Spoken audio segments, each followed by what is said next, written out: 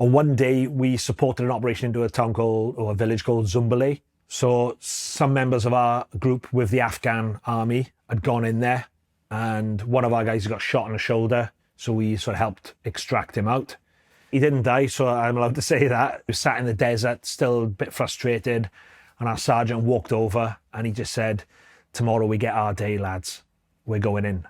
So the next day, the plan was for the full company of Royal Marines, not troops, sorry, so about 35, 40 of us, to advance back in there to take them on. We drove up to the outskirts of it the day later. Something I'll never forget was we lined out behind this berm, ready to advance over into the open ground, and it just came down the net from the troop sergeant, "Royal Marines fix bayonets." And it just like tingles down your spine.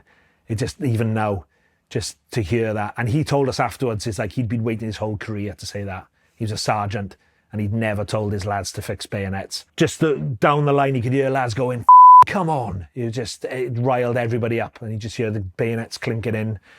We advanced in. We were in contact for about 6 hours in there. We'd advanced through a minefield, which we didn't know until we'd extracted that day. And we were taking mortar fire. It didn't come to close combat. We had thrown a few grenades at some point, and we were intercepting their comms and said, right, they were going to advance up a gully towards us. So we were just throwing grenades into the gully to stop them coming. It wasn't until we extracted from it that we saw one of our vehicles with like its back end blown off, smoking, and a lot of engineers pointing at us to go a different way. And from that, we were then told that this vehicle had been coming to resupply us in contact, and it hit a mine through the direction that we'd walked that day, which again is really sobering thought, isn't it? For me, a lot of people say, "Oh, do you dwell on things that have happened in combat, people being shot and explosions, things like that?"